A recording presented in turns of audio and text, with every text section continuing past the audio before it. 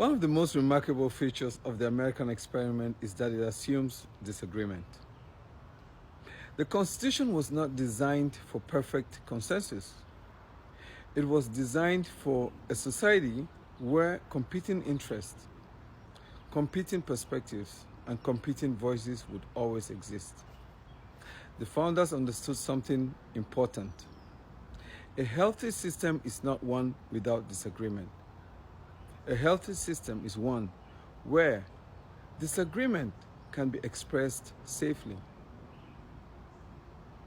That insight remains deeply relevant to organizations today, because one of the most predictable patterns in governance failure is not absence of information. It is suppression of information. That warning sign will always exist. People see the risk. Employees notice the problems. Frontline staff understand what is happening. But the truth never reaches the people who need to hear it. Why is that? Because human systems naturally discourage dissent. People fear being wrong. They fear retaliation. They fear being labeled difficult, negative, or even disloyal. And leaders often unintentionally create environments where challenge feels unwelcome.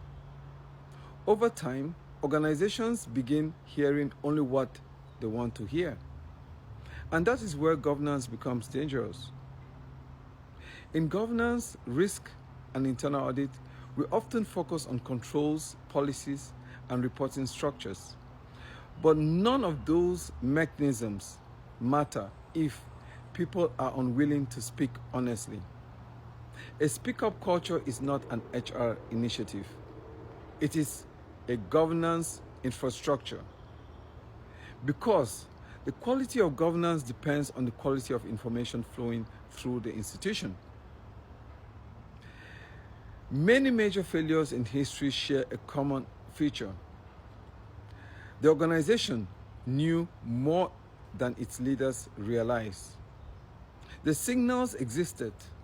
The concerns were raised. The truth was available. But somewhere along the way, the system stopped listening.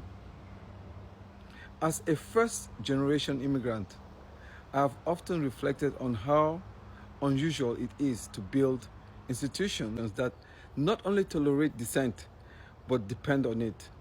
That may be one of the most important lessons embedded in the American experiment.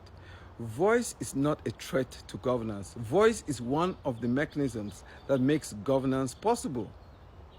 The greatest danger is not disagreement. The greatest danger is a system where disagreement becomes impossible.